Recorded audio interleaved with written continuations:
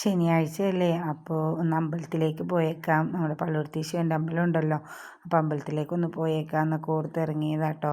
അപ്പോൾ ഒന്ന് പിള്ളേർ വന്നില്ല, ഞങ്ങൾ രണ്ടുപേരും കൂടി തൊഴുതു പോന്നു. പിള്ളേർ ശനിയും മുടക്ക് കിട്ടുന്ന ദിവസമൊക്കെ വൈകിയല്ലേ എണീക്കുള്ളൂ.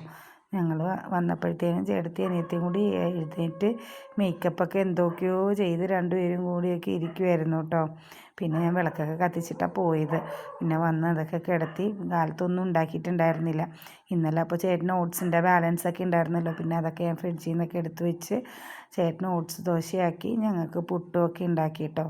ഇമ്മുവിന് തേങ്ങാവെള്ളവും തേങ്ങയൊക്കെ ഭയങ്കര ഇഷ്ടമാണ്. അപ്പോൾ ഇമ്മ പമ്മി വയ്ക്കുക അതിനൊക്കെ വേണ്ടിയിട്ട്. അപ്പോൾ അതൊക്കെ കൊടുത്ത് പിന്നെ കാലത്തെ കാര്യങ്ങളിലേക്കായിട്ടാണ്. ഞങ്ങൾ എണീറ്റതും വൈകി തന്നെയാണേ.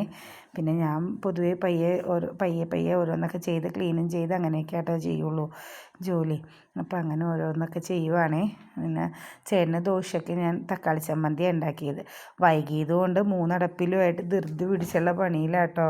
അപ്പോൾ അതുകൊണ്ട് ഇച്ചമ്മയാണ് എനിക്ക് വീഡിയോ ഒക്കെ എടുത്ത് തരുന്നത്. അപ്പോൾ നിങ്ങളെയും കൂടി കാണിച്ചേക്കാമെന്ന് വിചാരിച്ചു. അപ്പോൾ അതിനിടയ്ക്ക് ഇമ്മു ഇച്ചുവിൻ്റെ പഴയ ഡ്രോയിങ് ബുക്കൊക്കെ എടുത്ത് വന്നിട്ട് വരച്ചൊക്കെ അതൊക്കെ കൊണ്ടുവന്നൊക്കെ എന്നെ കാണിക്കും കേട്ടോ. അപ്പോൾ എല്ലാം ചായയൊക്കെ ആയിട്ടുണ്ട്. പുട്ടിന് പഴമാണ്, പിന്നെ പാലും ആക്കി. ചേട്ടന് ദോശയും തക്കാളി ചമ്മന്തിയൊക്കെ ആയിട്ട് ഞങ്ങളെല്ലാവരും കൂടി ഇരുന്ന് കഴിച്ചു കേട്ടോ. അപ്പോൾ ഈ ഒരു കൊച്ചു വീഡിയോ നിങ്ങൾക്ക് ഇഷ്ടപ്പെട്ടെന്ന് വിചാരിക്കുന്നു. അപ്പോൾ എല്ലാവരും എന്നെ സപ്പോർട്ട് ചെയ്യണേ. അപ്പോൾ എല്ലാവർക്കും ബായ്.